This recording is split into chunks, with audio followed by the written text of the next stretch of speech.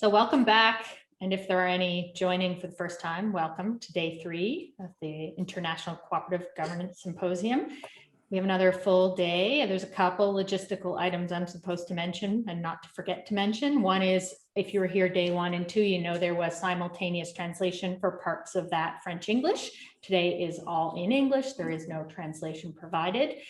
And there continues to be more information put on the Dropbox. I'm sure that Aaron will send that link again in the chat, but it's where slideshows are saved, chats from the previous days are saved, all the resources are there real time as we have them available so that you know that you have them for your records in the future to refer back to. And a reminder also that this is all being recorded. The launch from day 1 will be made publicly available soon. The others will take some time to chunk them into reasonable bits for sharing and viewing afterwards. And a report will be compiled and likely available sometime this summer. I don't believe there was anything else I was supposed to say, Aaron. No? Okay, I'm good. So moving into day 3, we still have a lot of ground to cover and good chatting to do, both in writing on the side and in a couple breakout sessions, heading towards the end of day 3, where we won't have much time, but we will hope to kind of wrap it all up at the end of today and really understand what stood out for you or what you're taking away as your key learnings or things that you're going to be able to think more about beyond these 3 days together. So this is a snapshot of day 3, not going to dwell on it now. You have access to the agenda. It's an action-packed day with, again, dozens of presenters and lots of interesting content. So what I will do as a favor to the first session is we'll even launch into it early. I don't have anything else that I need to take time up for now. And I'm going to hand it over to Fiona, who will introduce the first, there's sort of 2 parts to this first section, and she's moderating all of it. And I'll just hand it over to you, Fiona, to start in with part 1 and the first 2 presentations.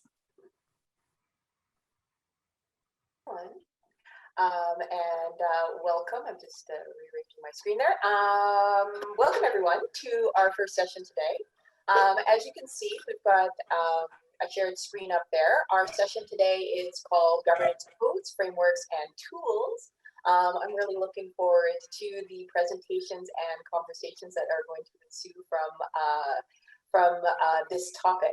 So we'll welcome first today Jozef Cossey on behalf of his team, talking about unpacking the diversity of governance codes in the cooperative landscape. So he's going to present for about 15, and then we'll turn our attention to Lakshmi, who's presenting on behalf of her team on co-op governance structure and the comparative study on democratic control and independent decision making. So I'll turn it over to Jozef, and I'm sure we will be wrapped. Thank you so much. What an honor to open this day. Let me just share my screen. Is it working? Yes? Okay, great. Okay, so hi everyone. My name is Jozef Cossey. I am a PhD student at KU Leuven, and today I will be talking about some work I did with my colleagues on governance codes for cooperative enterprises. So corporate governance codes are defined as a set of best practice recommendations regarding the behavior and the structure of the board of directors. They found their way into the cooperative movement, however, since 1996, and currently we have sector-wide governance codes which have been developed in the United Kingdom, in the Netherlands, as well as in Sweden. And in Belgium and France, we have governance codes for the subsection of agricultural cooperatives. However, in contrast to the harmony or like the degree of standardization that we see in the cooperative identity, which is internationally shared, these governance codes show a lot of variation between countries, but also between different versions. And this is actually something we set out to understand in this paper. So we ground our investigation in institutional theory, where society is assumed to be composed of several distinct institutional orders, each embodying their own institutional logic. But increasingly, it has been argued these logics, these orders and these logics are overlapping, giving rise to contexts of institutional pluralism. Some examples could be the marketization of the social sector or the increasing social and environmental demands which are being made upon for-profit companies. And a third example would be hybrid organizations. And these organizations are deliberately trying to combine multiple institutional logics at their core. And these organizations have been studied for their specific promises as well as challenges. And it has been argued that challenges in these organizations manifest themselves based on two characteristics of the logics that are present. The first one is the centrality of a given institutional logic. And this refers to the degree to which this institutional logic is core to the organization's functioning. And then we have the compatibility of institutional logics, which refers to the degree to which two or more institutional logics are providing consistent prescriptions for organizational actions. So in this article, we conceptualize cooperatives as hybrid organizations composed of three institutional logics, which will be discussed in more detail, but include an economic logic, a democratic logic, and a purpose orientation. We also highlighted the multiplicity of member relationships, but no need to do that in detail here. We argue that it's this strongly developed institutional presence of cooperatives as a distinct type of organization, at least compared to other hybrid organizations, that makes them the perfect setting to study the following research questions. First, how are governance codes being created in a setting of institutional pluralism? And then second, how can they effectively reduce governance failures in hybrid organizations? So to address this exploratory research question, we adopt a grounded theory method using a two-level approach. First, we studied the process of governance code creation at the institutional level, for which we conducted 4 interviews spanning 6 governance code creation processes in 3 different countries, namely the Netherlands, UK, and Belgium. And then second, we used data collected at the organizational level to see if we could explain the diversity we find in these creation processes from the demand side by understanding cooperatives' governance challenges and how governance codes could address them. Here at the organization level, we maximize variation for both actors by including members and management of a specific cooperative, and settings by including different criteria of type of cooperative, maturity, size, and sector in our sampling strategy. This led to 39 interviews being conducted at 20 different cooperatives. And this led us to the following results. So at the institutional level, we uncovered 2 mechanisms of code creation, which we termed adaptation and co-construction. Adaptation revolves around corporate governance codes being transplanted into a cooperative context. And in this case, both the reason for their creation and the process through which they are created are largely external to the sector. So they arrive at quite a narrow understanding of governance, and they are aimed at increasing the accountability of the management as well as the board of directors. These codes are then implemented through rules that are to a more or lesser extent monitored at the institutional level. But the compliance and the implementation of these codes has been marked by especially low uptake among smaller and more socially oriented cooperatives. And in other cooperatives, respondents often argued that it was about ticking the box, about beating other cooperatives in compliance figures rather than about meaningful governance. And this lack of success actually gave rise to a second creation approach, which was pioneered in the Netherlands. And under this co-construction approach, governance codes aim to address issues that are specific to cooperative enterprises, making their creation process, of course, more internal to the sector. So they take the cooperative principles as a starting point and then deliberate with cooperatives of various types and sectors on the relevance of these principles for them and try to come to a more actionable understanding. In doing so, however, they arrive at a governance understanding that is much broader, which means it is hard to provide a readily applicable checklist for its implementation, and it requires a more active implementation at the organizational level. However, to make sure that it's concrete enough, this principle-based code of governance was complemented by a database which could offer concrete guidance and inspiration for member enterprises. So, aiming to understand or make sense of this variety and its implications, we assessed cooperative governance challenges at the organizational level, and we found three different logics associated with three different challenges. So, when we look at the purpose orientation, there is a need to create a sense of shared purpose among members. This shared purpose can either be mutual interest, so the cooperative aims to provide maximum benefit for members, financial or non-financial, or general interest, in which case cooperatives aim to create benefits for non-members or society at large.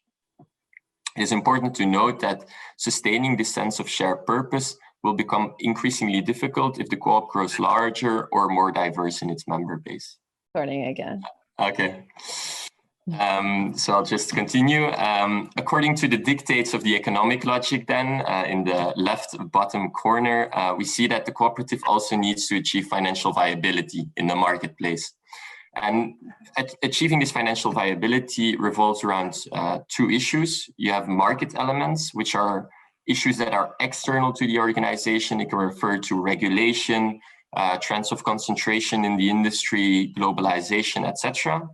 And corporate elements, which refer to issues as gaining access to financing,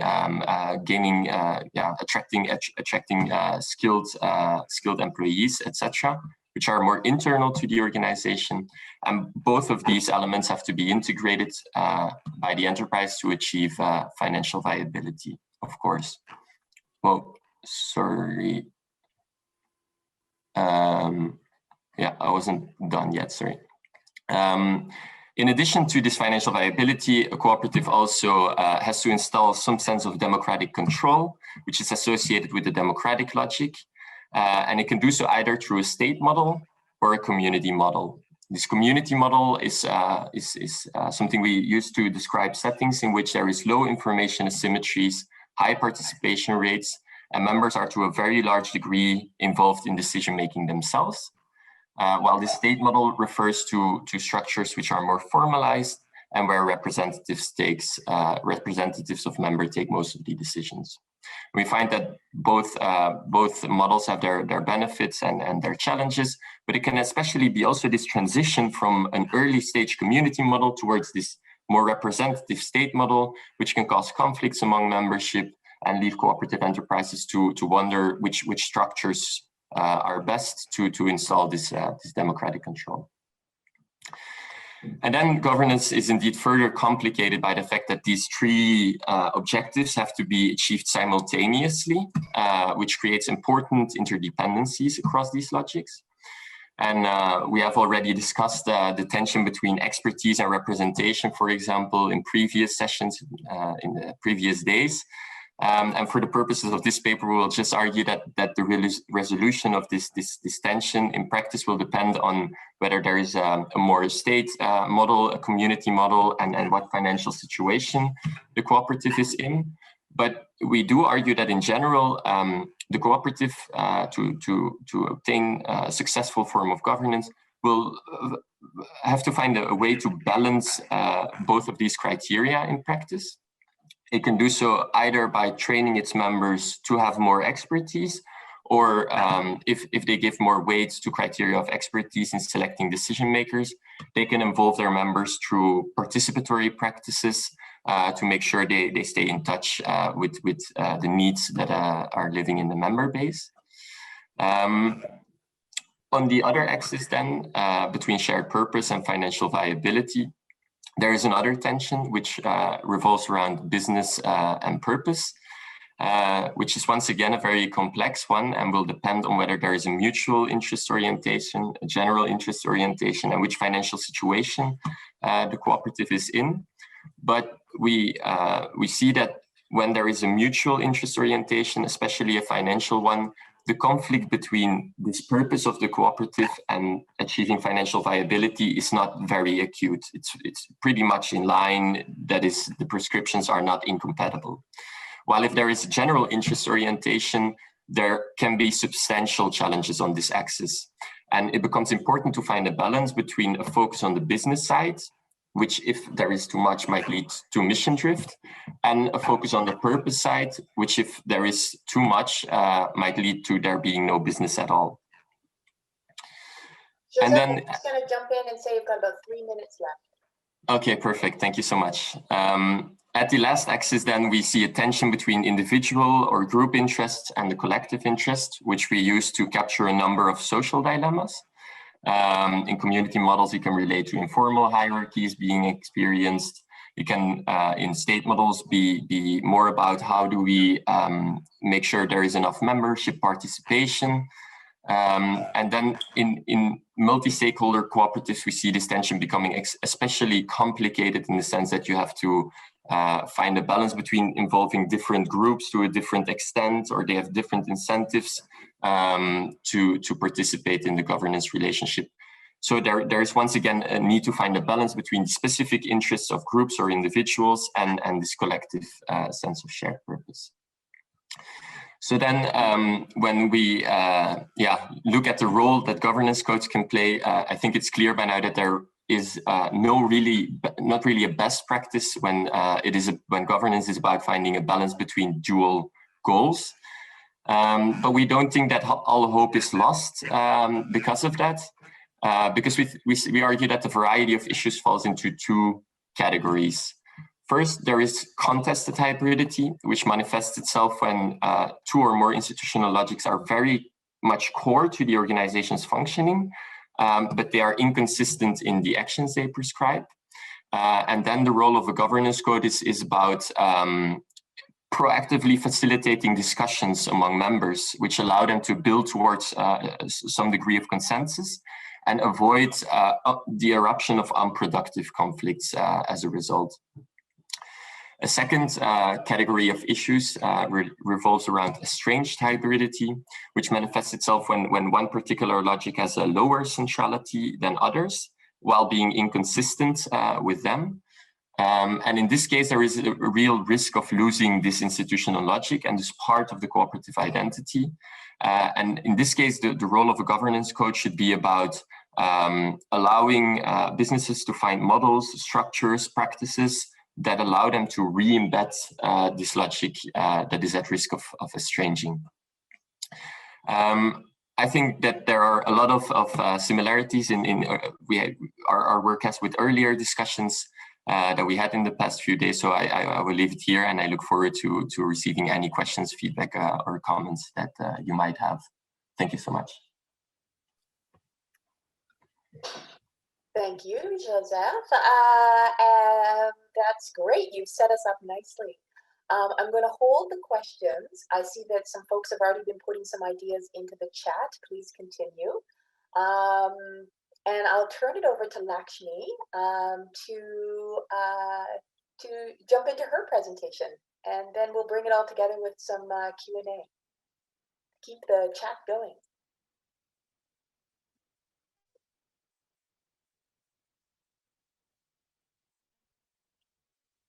So Lakshmi, you might have to take yourself off mute.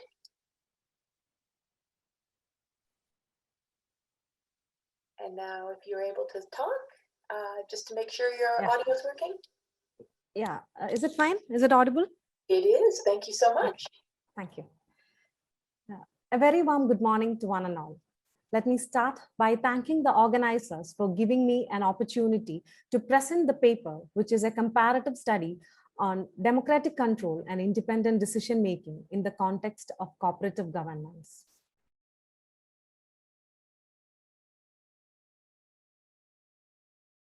Now, let's look into the objectives of our discussion. This paper throws light on the efforts of UN, ILO, and ICA to bring in cooperative principles into cooperative laws of different countries. Then, the relevance of principles of democratic member control and autonomy and independence in decision-making and its impact on cooperative governance is analyzed. In the final part, how far the cooperative law in the province of Kerala in India and Saskatchewan in Canada are accommodating these two principles are discussed. As you all know, governance is a system by which an organization is controlled and operated. Before dwelling into these objectives, the influence of law on governance need to be discussed. The basic framework for governance requires a structure, process, procedures, do's and don'ts, and should also ensure accountability, transparency, predictability, and participation. Organizations like proprietorship, partnership, limited liability company or partnership, companies and cooperatives are all bound by legal mandates in their functioning. Rather, the concept of governance itself is influenced by the statutory framework.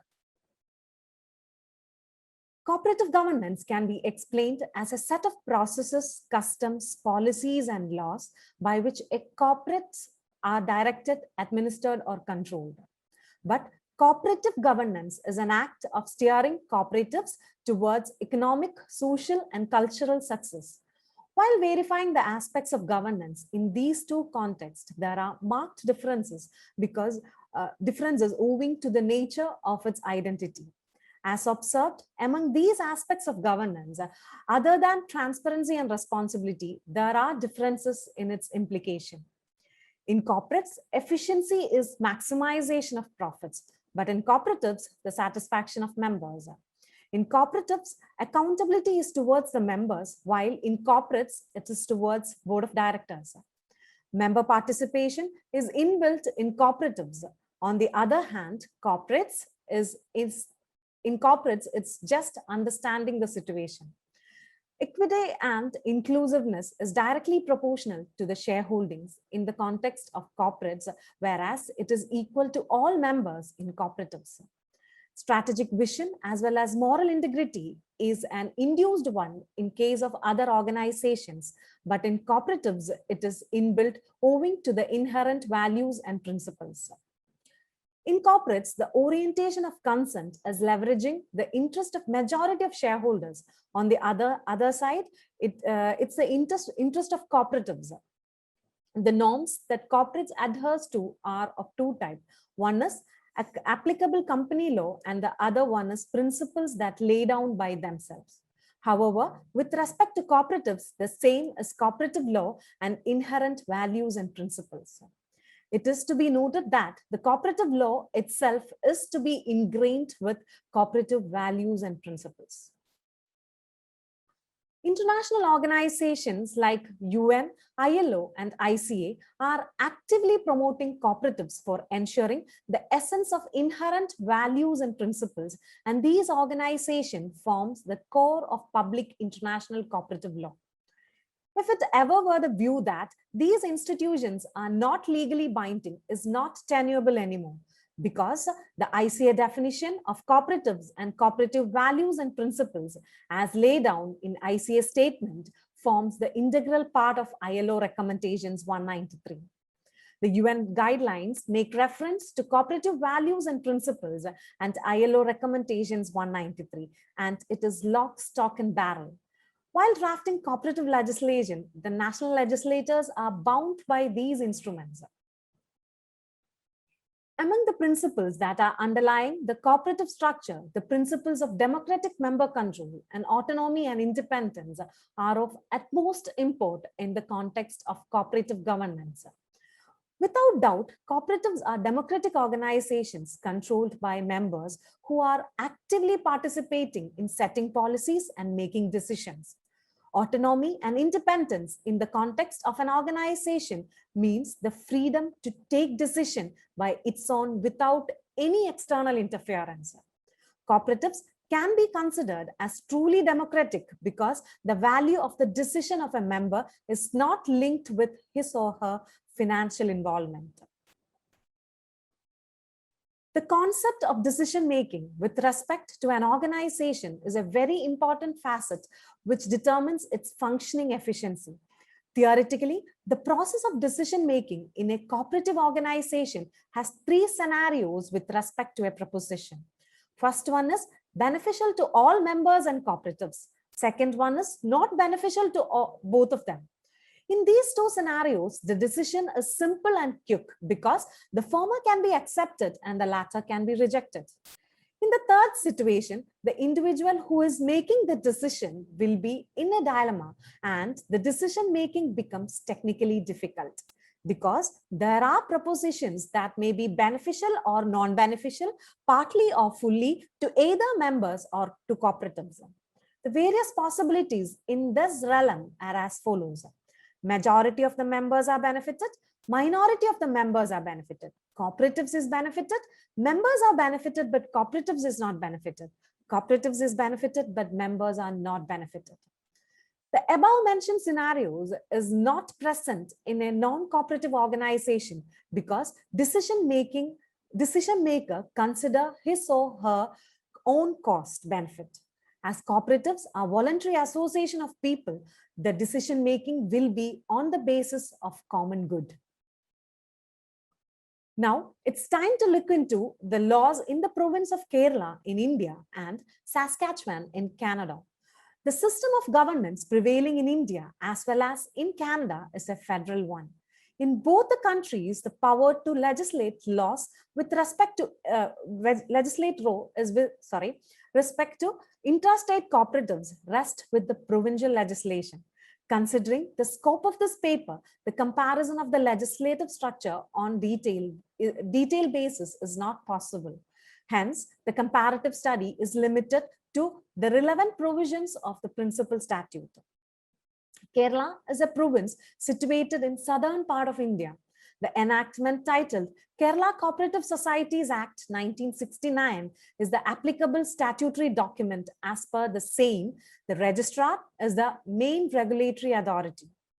Provisions of the said enactment that has a direct implication on the principles of democratic control and autonomy and independence alone is referred to as, and the same is as follows. Under section 7, 9 and 12, there is a substantial degree of discretion granted to the registrar as well as government in the process of registration, functioning and amendment to the bylaws. As per section 16, government as well as local government can become a member. Section 20 grants independent voting right to each such member nominated or representing the government. As per section 28, government gets the power to appoint the managing committee. Section 31 is giving power to the government in managing committee of special type of cooperatives wherein there is governmental stakeholding. Section 32 is granting power to the government for supersession of a managing committee, and under section 33, upon the failure of cooperatives to appoint new committee, registrar takes over the said power. Section 42 to section 53 is dealing with various aids to cooperatives, and the same is also inherently providing governmental supervision and control. Saskatchewan is a province situated in the western part of Canada, and credit cooperatives there are referred to as credit unions. Credit unions are institutionally regulated mainly by the registrar. In addition, Credit Union Deposit Guarantee Corporation, Credit Union Central of Saskatchewan are having specific functionalities. CUDGC is tasked with developing, monitoring, and enforcing regulatory requirements of credit unions.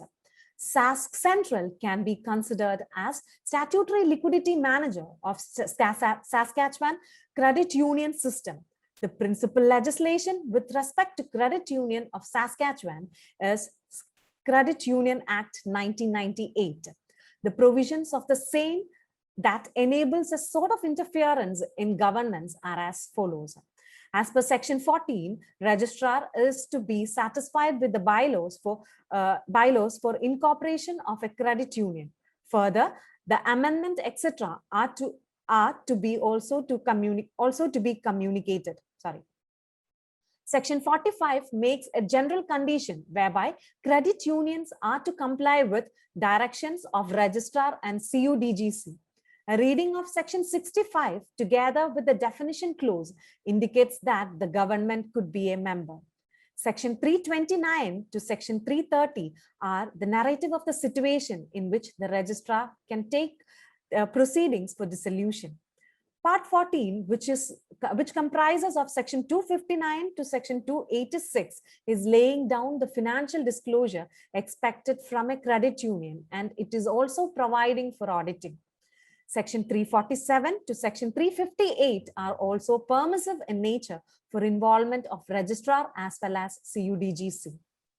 Lakshmi, I'm just going to jump in and say you've got 3 Yeah, sure. Oh, Thank we're at you. the conclusion. Perfect. Yeah, a comparison of the enactment of Kerala and Saskatchewan is bringing out the general trend of less governmental interference in the latter. Kerala legislation is applicable for cooperatives in general, whereas Saskatchewan is having a separate legislation for credit cooperatives. CUDGC, which is in place in Saskatchewan, is having control and monitoring powers so as to ensure financial discipline. A comparable entity is absent in Kerala. In the context of statutory filing, audit, etc., both the legislations are having provisions enabling involvement of regulators, but logically speaking, these aspects are required so as to ensure proper functioning of cooperatives. But based on the recommendations of ICA, ILO, and UN, Indian Constitution was amended by including provisions for promotion of cooperatives. Correspondingly, amendment was also made in the Kerala State Cooperative Societies Act. But still there are leeways for governmental interference, which is impairing the concept of democratic control and autonomy and independence. The power of the government in bringing in its own representatives in the managing committee and mandating separate voting for each such member or power for supersession of managing committee shows clear governmental interference. Decision making is impaired when provisions are included, which takes away autonomy and independence. Control of autonomy so as to ensure the expected pattern is different from taking away the autonomy. The first one is ensuring that the entity is following the legal norms, whereas the second one is taking away the control to make decisions. When the legislation is giving scope for the registrar, when the legislation is giving scope for the regulators or the government to get involved in the decision making, such a decision is not a decision of cooperative. Such entry points are antithesis to the concept of democratic member control and autonomy and independence. Thank you.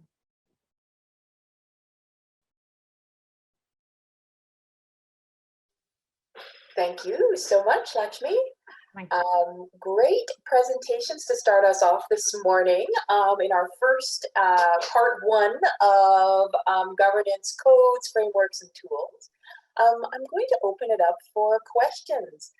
There's been some in the chat already, so we could start there, or if somebody has got one that they want to ask, put your hand up or take yourself off mute. We've got about 10 minutes for this.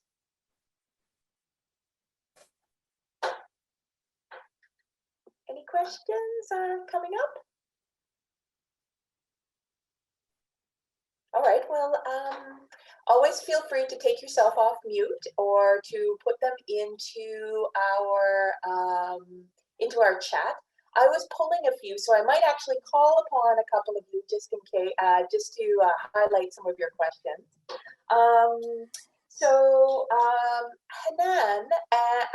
Hanan and John McNamara both asked about labor and how labor it moves into both of these different conversations. So maybe Hanan and John, did you want to jump in?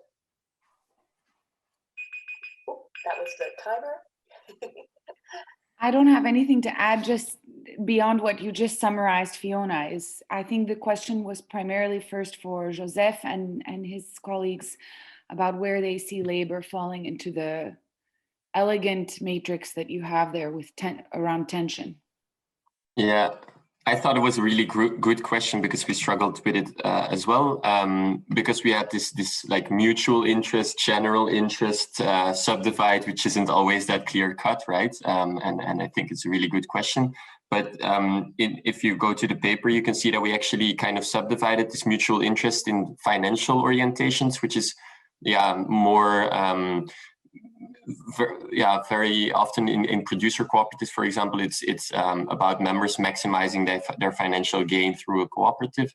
And then we have a non-financial mutual interest orientation, which could be, for example, a lot of worker cooperatives have a very strong drive for non-hierarchical self-management. And in this sense, I think at the individual level, it's a very different orientation.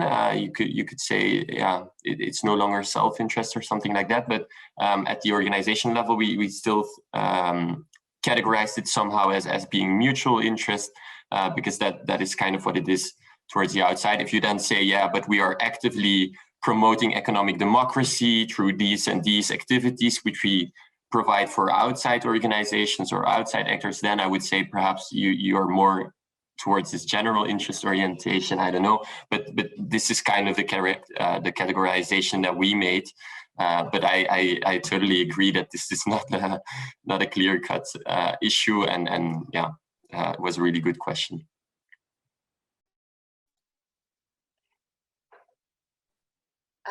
Lakshmi, did you want to jump in with a comment, or?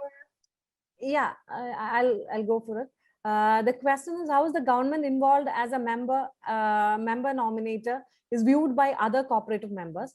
Actually, that is creating a problem for other members too, because when government is involved in decision making, that is affecting the democracy, or that is affecting the decision making. The the right decision or the true decision which the members really wanted is not being communicated, or the majority member representation is not there in the decision making when the government is involved. That is a major issue faced by cooperatives here, because they have to follow governmental rules and regulation. Due to this interference, they have to follow certain norms which they can't resist. That's a big issue which is faced by cooperatives in Kerala. Hope I have answered. Is there anything else? I think that this was your question, Fred. If we want to just, Fred, did we jump in now? Yes, thank you both for the interesting papers. Lakshmi, is there controversy in government circles about this issue? Do they understand that they're frequently viewed as interfering? No, there is no such controversies prevailing here, but still, actually my research topic is also related to the governance structure of credit cooperatives in Kerala. So when I've gone through, when I've questioned, or when I've interviewed so many members and secretaries and presidents who are representing the board in the cooperative societies, they are saying that the government interference is affecting their functioning. But due to the provisions in the legislation, the government can easily interfere into the board. That's the main issue they are facing, actually. It's just a crucial issue, and there's a lot of government involvement. From what I gather, I don't know the case as well as I should. A lot of government involvement in social cooperatives in Italy. I don't know how it's viewed by other cooperative members there. My understanding is that it's not viewed as heavy-handed and interfering, but I don't really have systematic data about that. It might be worth inquiring with some of our Italian colleagues. Okay. The members are saying that if there is no much governmental interference, they can function much more smoothly. That's what their opinion is. I'm sure. Thank you. Yeah. Anybody else on this exact topic about the heavy or light hand of the government? Can I comment on that? This is really, thank you. This is great. So coming from another side, right? Government should be a partner in community development, shouldn't it? And so where you position governments as partners in what co-ops want to do, such as the city of Brussels, not Brussels, sorry, but Barcelona. The city of Barcelona, right? The municipal government is an ally. That's what they want to build social economy. So when you have progressive governments, they want to partner with the social economy and contribute to local development, right? There are cases in Croatia of municipal government being a member of a cooperative because it shares the community development raison d'etre, a reason why, the purpose of the co-op, right? So just sweeping statements, government is no good, I don't think is doing us justice. And I think social co-ops in Italy come from that perspective, that they are a partner, that they want marginalized populations to actually have, access to services and regular life and so on. So I think we need to be a little bit, but a lot in many places, of course, the government is the problem. So I like to read Ian McPherson's writing about how the principles in 95 were put forward and why autonomy and independence actually was one of the principles. And it is because of Russia or Eastern Bloc and their governments influencing, independent entities. And so that influence really was marked by a period in time when these principles were thought through. So I think we need to kind of, this is why conversations about the principles, do they make sense? Don't they? In what context? I think it's really a great conversation. So thank you. Thank you. I know one piece that really is bridging between our two presentations is this idea of balance. Both of you talked about balance and finding that balance. I wonder if you could both speak to that a little bit more. Maybe I'll turn to Jozef first.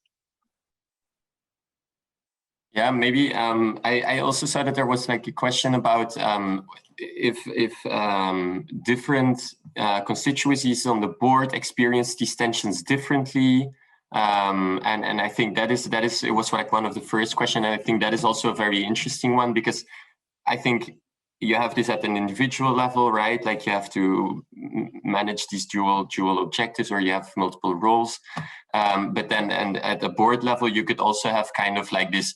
And then we are in the discussion about the professionalization of boards yesterday, for example, or with the sortitioning, having a clear representative objective in the selection of board members. I think these are super interesting discussions. But then, yeah, if you think about this balance beyond just this democratic control, I think it's also about, in some cases, it might make sense to select someone who is a non-member and might have a specific expertise just because you are in this specific context with your cooperative, and you have to. So it's finding a balance between, I think, individual members, the organization, and the context in which you're operating, and indeed, I think then the government can play a facilitating or a partner role or something, but I don't think you can say from an institutional perspective, like this is the best practice, this is the way to go to achieve good corporate or cooperative governance. So I think it's indeed this balance on many levels. I'll just let Lakshmi jump in on that, and then maybe Nick, did you have your hand up? So maybe I'm also of the same opinion. That you should have a balance actually, and in my presentation I have already stated that there should be governmental control to see to it that whether the aspects are going smoothly, whether everything is complied, whether everything is going in a proper manner. So for that, obviously for giving assistance and providing all kind of assistance, you need governmental support. That should be there, but there should not be any kind of interference in decision making. That is the main factor there, because the members or the board of directors should be free enough to take decisions. They have more power to analyze what is right for them, what is right for their society. So the decision making should be vested with the members itself. So my opinion is that government has a regulatory power. It has to manage and supervise everything, but it should not interfere in the decision making factor. That's my suggestion. There should be a balance. That's the main thing. Thank you. Great, thank you. Nick, I saw you had your hand up earlier on. Did you want to jump in? Well, I had a question, but I don't know whether we have time. Do we have time? I'm happy to ask my question if we do. Okay. We've got 5 more minutes. So yes, okay. Lob a question in. Thank you. So it's a question really for Jozef. Thank you both for those presentations, which were great. I went to an event in Holland, in the Netherlands, a couple of years ago, where there was a lot of discussion around codes, and there were several European countries represented from different cooperative sectors. And I wondered whether it was appropriate for you to draw any conclusions from your comparison of all these codes and the people you spoke to about either sectoral, agriculture versus credit unions, or national differences that might be relevant to cooperation. It's a very broad question still, indeed, but yeah. So I think the key conclusions that we are at the moment formulating from this work, is that it is quite dangerous to prescribe a best practice when there is institutional complexity. When you have different goals, you could have different desired outcomes in a particular situation. So then it is really dangerous to some extent to just take a corporate governance code and then change a few things to say that there has to be one member, one vote. But how you will do it in practice is not specified. How you will achieve this is assumed to be a zero-cost operation, will be easy or something, or what kind of information do members need, that's not specified. So I think that can actually be difficult, and so there should be a different approach, I think, in this setting to sensitize rather, right? Like you can still say to organizations like, yeah, you're likely to face this challenge in the future. How will you deal with it? Come up with some good questions and talk about it with your membership. But then I still think that there is some support that you can provide to do this at the institutional level. You can, at the organizational level, you will have different heterogeneity of responses that will be developed in response to these tensions, I guess. There was already the example of sortitioning lotteries that is being experimented with.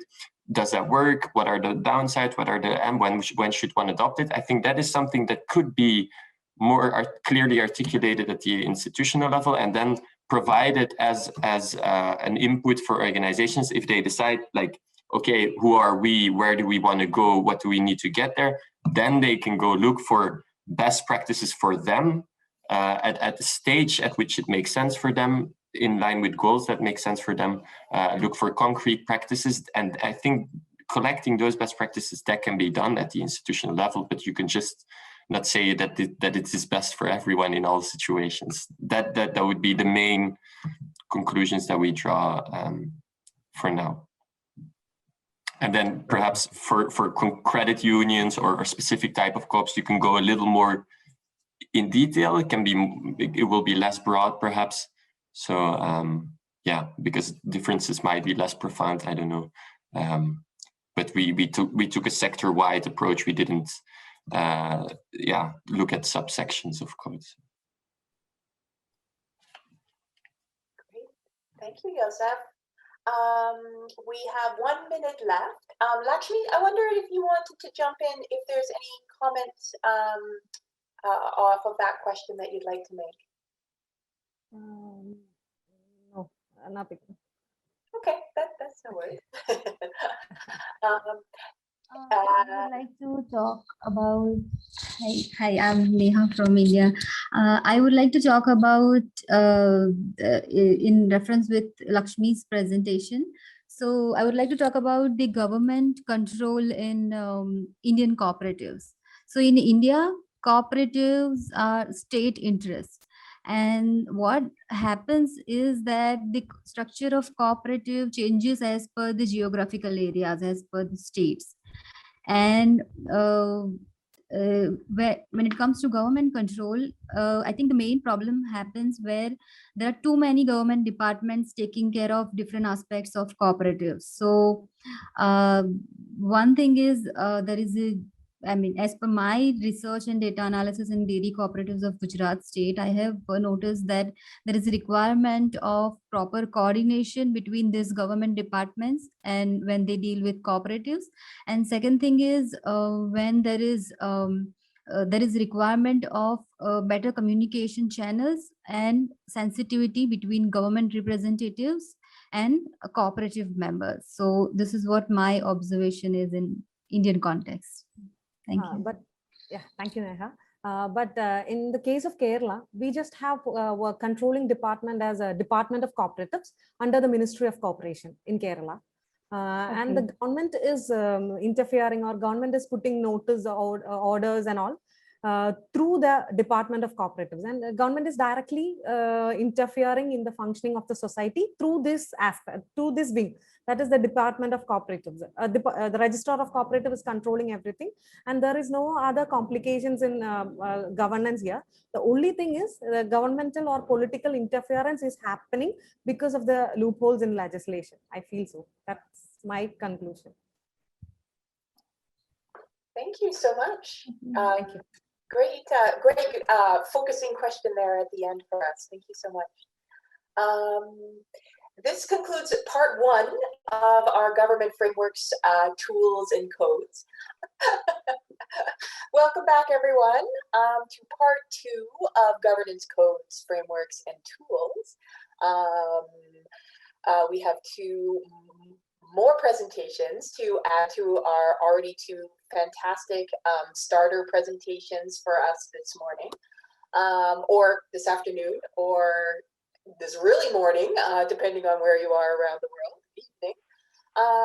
So I'm going to turn our attention to Paul Jones and Mkwanazi. They're going to present to us and engage us around creation and sustenance in sector-wide approach to credit union governance.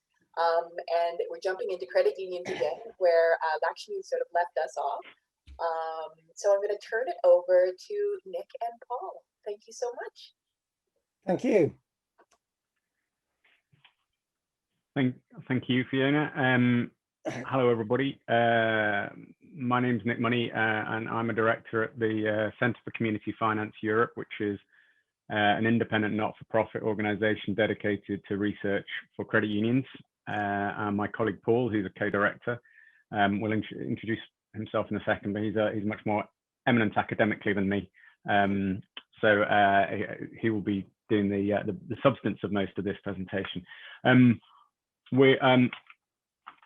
We're just going to rattle through a subject where we could probably spend a day talking to you on every bullet point that we're going to cover. But just to briefly introduce what we're going to talk about, Paul and I produced a governance system for credit unions in the UK. It's not a code. Joseph was talking about codes earlier. It's not a code. Paul's going to comment a little bit about that.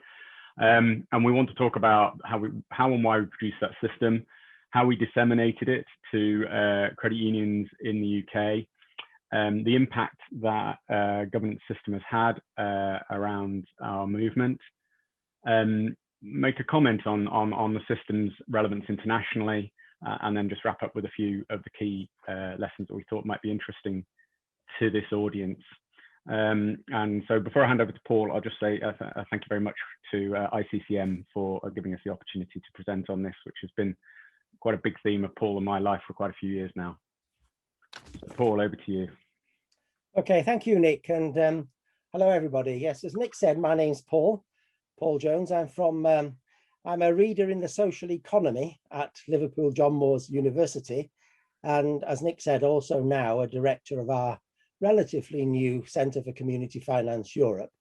And I've been doing credit union research for a very long time, actually. Got back to 1998, I think was the first time we published a paper on credit union organizational development. But what we're going to talk about today is this particular project or program that we've had in recent years on developing a governance system for UK credit unions. And as Nick said, it's not a code.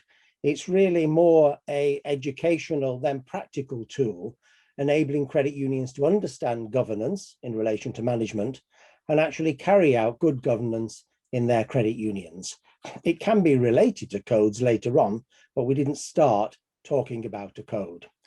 The context for us starting this work, and we've been doing this now, as you'll see, from 2014, so it's an ongoing project which is ever developing. The reason why we started, of course, was post-2008, there was an increased regulatory focus on governance. And really to, say, not a lot more about it, within our credit union system in Britain, and in Britain mostly, the governance systems were relatively weak. There was a code actually at that time, but not many credit unions actually change behavior or transform behavior on the basis of it. It tended to be quite a tick box exercise, which wasn't used very often. So we had very weak governance systems. Many of our credit unions, of course, had, were in the process of change and development anyway. They were starting to more and more employ staff, which was a big issue, and issues around, who had the authority and the power to make decisions and who made decisions about what were really, really increasingly complex. And credit unions were struggling a little bit around this whole notion of how to develop an effective governance system in credit unions. Trade associations didn't really have a consistent or modern approach. And also at the time, there was a big new GB project to develop bank strength technology and back office capabilities in credit unions. Actually, that didn't really come to very much, but there was a big move on to strengthen our credit union sector. And so this was a project. It was called the Development of the Strategic Governance Model for Credit Unions. As you see there very quickly, we had a stage 1, a stage 2, and writing up and disseminating the final report. It really took around about 3 years. It was a participatory project, engaging and involving credit unions. We had some key credit unions involved in the different stages, but a much wider involvement through lots of seminars and conferences around this whole issue. In terms of what's included in this particular governance system, and Nick will move on the next slide, I think. These are all the areas that we looked at in our development of our project around strategic governance for credit unions. Now, we must stress, of course, this was all designed, it was a research project, but it was all designed to be incredibly practical. It was about enabling boards of directors to understand governance and understand its relation to management. At the time, that distinction between governance and management, I must say, was really, really hazy. When we first started, quite a number of boards of directors wouldn't even use the word governance. It wasn't a word that was around. Actually, in the literature and even in the documentation of our regulator, the UK regulator, boards of directors at that time were called committees of management. That was what they were called. And so you could imagine that issues around decision-making, increasingly as boards employed staff, sometimes got incredibly complicated, because many of our boards actually were management committees, and most of the discussions were issues around, operational issues. That was common. So this we called it strategic governance because strategy didn't often appear. So we made sure it was, we had a focus on strategy, and you'll see we tried to cover in our report, in our manual actually, all the key areas of governance. Now, of course, we did learn, now I know this is a big issue around in the cooperative sector. Of course, we did learn from the wider corporate world around governance, what's good governance. And, things like monitoring performance against a strategic plan. That's pretty standard in any business, corporate business operating well. But we wanted to make sure that this model, if you like, or system of credit union governance was clearly a system of cooperative governance. So on this page here, I'm not going to go through every chapter heading, if you like, just going to pick out some of the key areas that we stressed in our what became a manual in the end, actually. The function of the board of directors and the function of the CEO and management. That's pretty standard anywhere in any kind of cooperative, in any kind of approach to governance. But it was confused in our sector at that time. It was very confused. But you'll see the next one I picked out on in terms of board oversight and control was about cooperative culture, values, and principles. Actually saying that, you know, this model of strategic governance is within the cooperative sector. We have to take note of what we mean by cooperative culture, values, and principles, how they impact on the way that we work with one another, the way that the board of directors works with the CEO and the management and with the members.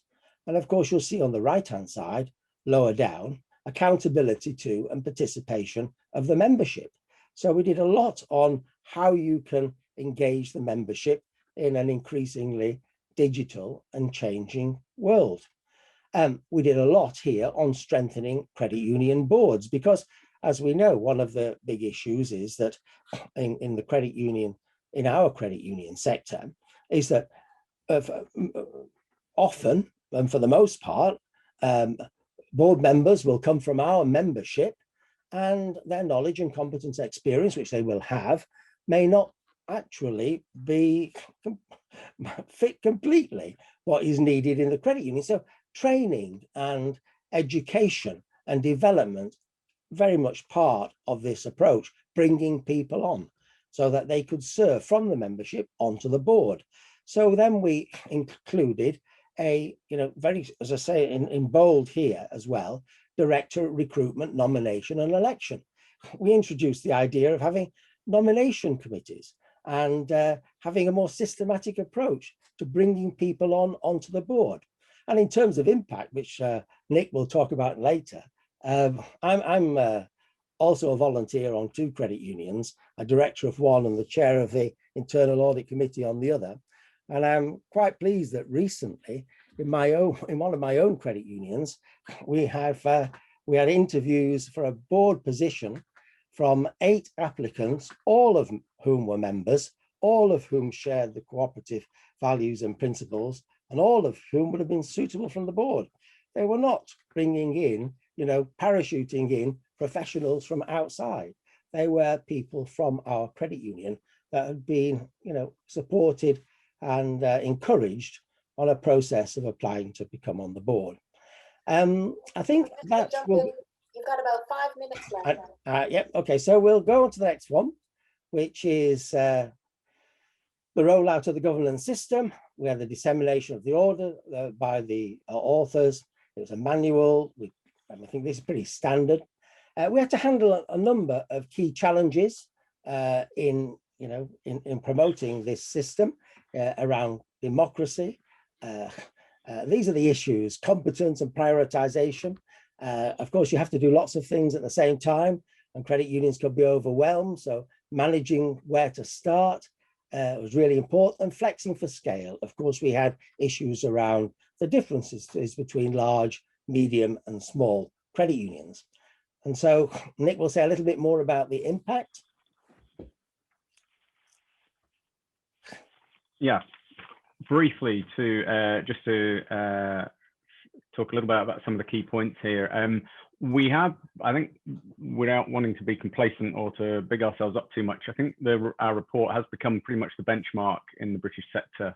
The last word, perhaps because there are so many words, it was a very long manual, and we covered everything in a lot of detail. Paul mentioned the inconsistencies in some of the trade association guidance, or not so much the inconsistency in the guidance, but in the materials that are available to credit unions. So our report has become very, I think, useful to those credit unions who are taking an interest in this. You know, I'm delivering training to new directors of credit unions across England and Wales where these ideas are shared.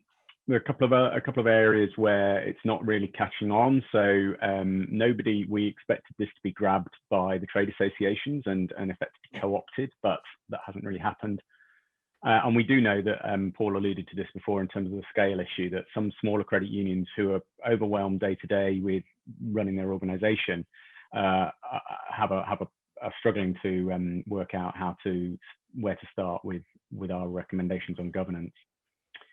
And some of the issues that we hear back from our credit union colleagues are, we're featuring cooperatives around many of the debates, in fact, happening over this conference.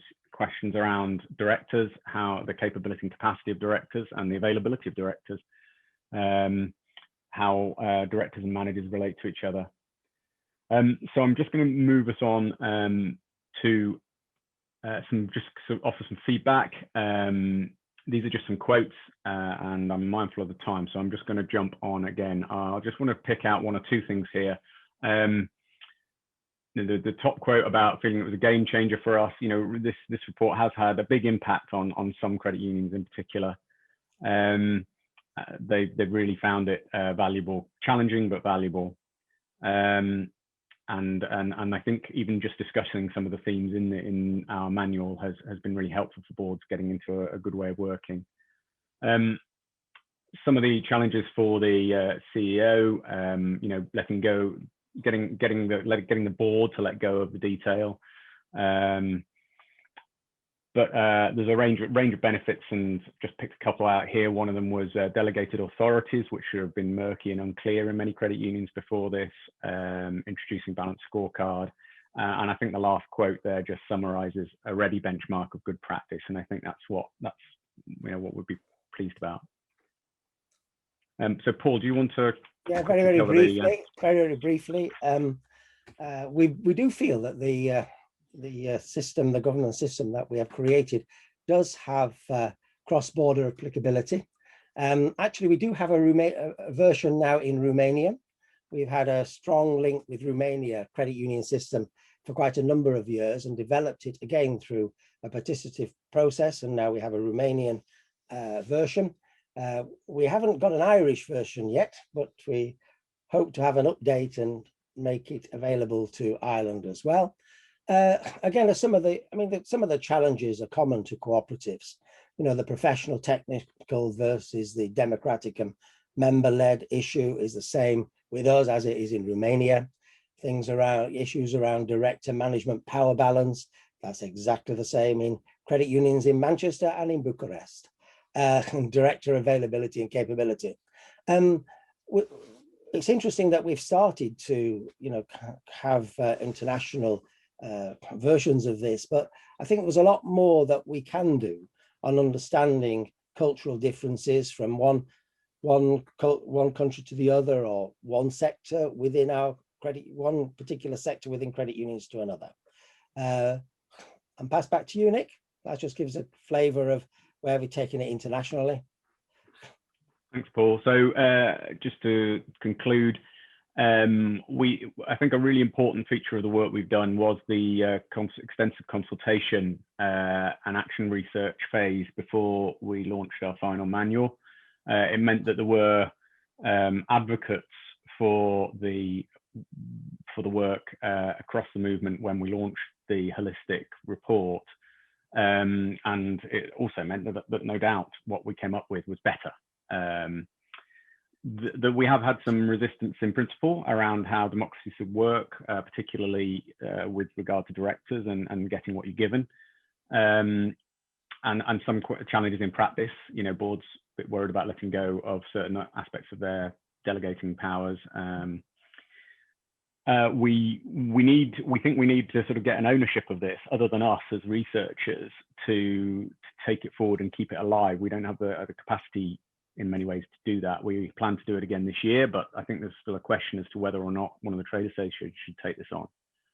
And it's a process, continuous change. Paul and I have learned a lot of things in the last 2 or 3 years. No doubt we'll learn things in this conference that we'll want to feed into developing the manual.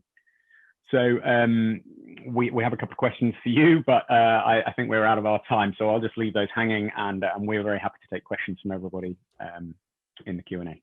That's fantastic. Maybe if I could suggest if we could put those questions into, oh, but they're gone. If you could put those questions into the chat and people can be mulling them over in anticipation of the Q&A at the end, that'd be great. Will do. And so thank you very much for that. I have lots of questions myself, but let's turn our attention to our next presenter. This is Sizwe Mkwanazi. And if you would like to share your screen, Sizwe, and also your audio, that would be great. Let's start at the beginning, and then if you put it to full screen, that would be great. Hi, hello, hello everyone, and thank you very much for this chance you are giving me to deliver this presentation. I'm also delighted that I don't have to do really much in terms of giving background because of the overlapping nature of backgrounds that people have given here. So I am Sizwe Mkwanazi, as it has been said. I'm the Associate Director of the Africa Cooperatives Institute of South Africa. So my research today really focuses on the challenges of implementing some of these cooperative governance practices. And I do share lessons at the end, but these lessons you will see they are challenged in themselves given the framing or the framework of this presentation. So I will be looking at a few things really, you know, just to share an understanding of cooperatives in South Africa, the inequality that dominates the South African society, as well as monopolies, which most organizations are existing in their shadow, and the struggle then for cooperative identity and lessons then we can learn in terms of how we, you know, in terms of how, you know, the corporation or cooperatives and their governance here works. So when I say the South, I really refer to the South African context, which represents a few other movements of cooperation or of cooperatives that are found in countries that are here in Southern Africa. So in South Africa, the history records that most of the cooperative movement work was seen in 1922, and this was based on the great emergence of agricultural cooperatives, which were state funded, and the same cooperatives in the 1980s and the 1990s were seen to privatize. But you'd have to also understand then the history of South Africa, that during this time, democracy was becoming a daily conversation, and there was generally a consensus, you know, amongst cooperative members of those co-ops that were previously or were formally funded by the state, and most of those went private. Some would know the grain keeping cooperative, which has become a private company, that is AFGRI. That was one of those cooperatives that were set up to keep grain, and over time it became so big that those who were part of it decided that it was fine to privatize it. As an example of those that privatized between early 1980s and early 1990s. But what then happened is that in 1994, you had the Reconstruction Development Plan and the GEAR policy, that those which were mainly set up to create an inclusive economy. Then at that point, we started seeing a new breed of cooperatives that literature and other scholars such as Vishwa Sadka called them the democratic cooperatives, which were founded under the new dispensation. But that was also then part of the big problem of governance in cooperatives today in this country. And I'll come to that in a minute. But the challenge was that the state was now driving the agenda for the creation of cooperatives. But then if you have citizens who at first they did not understand the complexities behind the concept and how the state gets involved. You effectively had, a cooperative movement that was started by the government, and the government by far influenced who gets included and who would be excluded. And what we see from many records is that those who were ANC aligned to worker movements, were given the opportunity to set up big cooperatives, but cooperatives that had a poor understanding of cooperative governance. So was the implementation of the internal governance in their own cooperatives.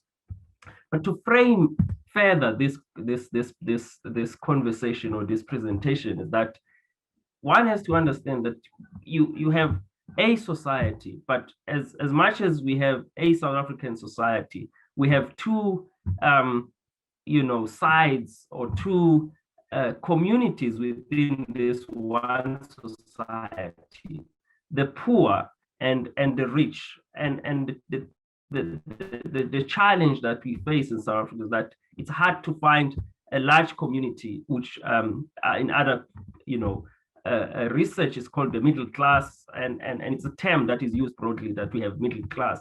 But in South Africa, you have the poor and the rich, basically. So that creates then a challenge in terms of inequality. And we find a lot of government agenda on cooperatives being that we should create cooperatives within the poor communities, because these cooperatives will uplift and subsequently solve the problems of poverty. And that is not true. And that those promotions of cooperatives are dangerous in this society, and they are the cause of misunderstandings that are associated with cooperatives. But not only do they do that, they over-responsibilize the poor and expect them to run a good enterprise and also solve the problems of their community, even though the object for some cooperatives may not necessarily be to resolve all those things or all those problems that in the first place must also be resolved directly by the state. But then you go on to the question of monopoly, which I raised, that for those, for a cooperative that is started by a small community, it can be tough for them to make entry into some of these markets. And I provide an example of how we've responded to something like that as the Africa Cooperatives Institute. And then there are all these challenges. We do not have an apex, not a tribunal. Financing that is focused on cooperatives is scarcely available here. And the procurement of cooperatives, based on a study that we did last year in September, focusing on the procurement for COVID-19 goods by the government, and only 5 enterprises in the entire country that identify as cooperatives were given an opportunity to provide services as well as goods that were needed for COVID under the government budget expenditure. So that goes to show that there's a challenge in terms of understanding the true meaning of cooperatives. The government, with half of its mouth, says set up cooperatives and we will support those cooperatives because they provide a greater good for the excluded. But with the other half of the mouth, they say we will give the work of government to big corporates. And in that, you disadvantage the same cooperative movement that you are encouraging. So this is just a slide to say during COVID, we've had to protest to the Department of Small Business Development, which is the custodian of cooperatives in this country and the cooperative policy, just to raise a few things. This competition with big chains and making it very hard for small cooperatives to survive in their own communities, because big supermarket chains have made inroads into these big communities. Now, what about the struggle for cooperative identity here? Is we know the 7 principles and we know what cooperatives are for. But someone in their presentation earlier spoke about government, and then I think the conclusion was linked towards something like balancing. In South Africa, I think there has been a lot of work in balancing, but what hasn't worked with balancing is governments have a lot of officials who are number driven, and like everyone in our jobs, we are driven by numbers and targets. But when you have an unskilled labor force in terms of dealing with cooperatives and cooperative needs, you then end up with a government workforce or a workforce that is supposed to help cooperatives that develops an apathy towards cooperatives because of the complexities of governing in cooperatives and all of that. So the challenge here is that then we have cooperatives that lack support from the state. To register a cooperative, you wait for a long time. You have to lodge several complaints. This is just my account as a practitioner who work with cooperatives here.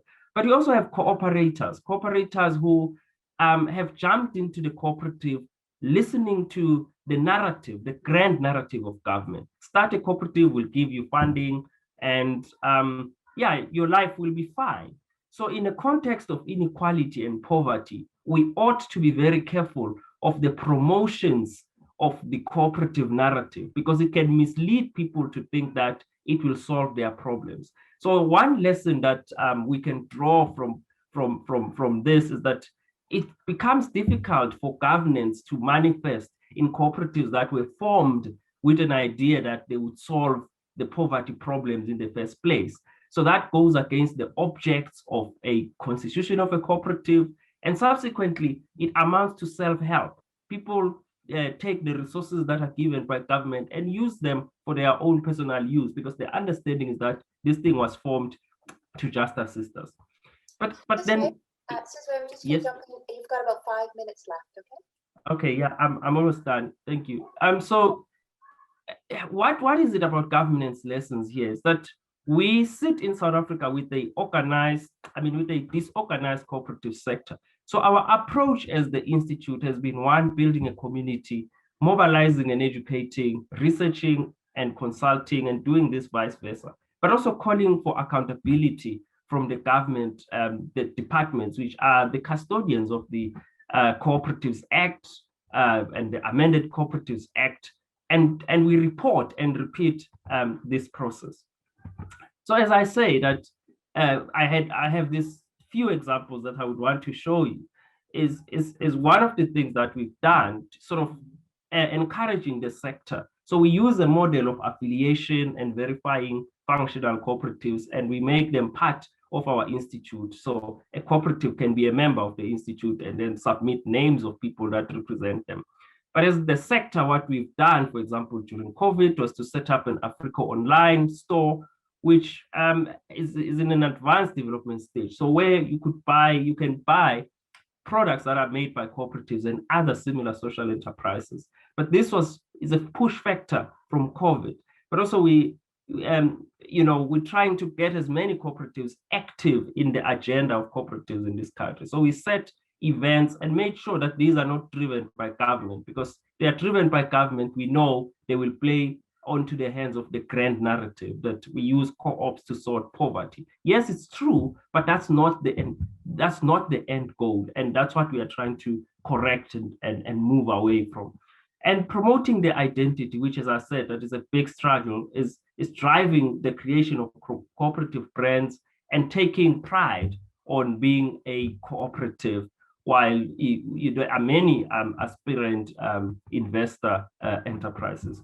So with what I've just shared, it's just to say, really, the cooperative sector must take the lead wherever you are in your home countries. We must seek to encourage the cooperative sector to take the lead in its issues of governance. While government could be involved in other stakeholders, it can spread a grand narrative, and a narrative that plays into the objectives of the government, and at the same time, that may not necessarily address what it means to govern and to lead within a cooperative enterprise. And in that way, we should bring together these principles of education, research, membership, and encourage that as membership, we repeat those things time and time again. We are seeing it working for us, but it will take us a long time to measure the impact. Thank you. Thank you, Sizwe. That's fantastic. There we go. Great. The chat has been buzzing. This is great. I know when you're presenting, you can't see the chat because you're busy presenting, but it's really been buzzing along. Lots of good comments and questions emerging about both presentations. Let me open up space. Anybody want to ask any questions at this point? Just take yourself off mute, or feel free to ask, re-ask your question that you put in the chat.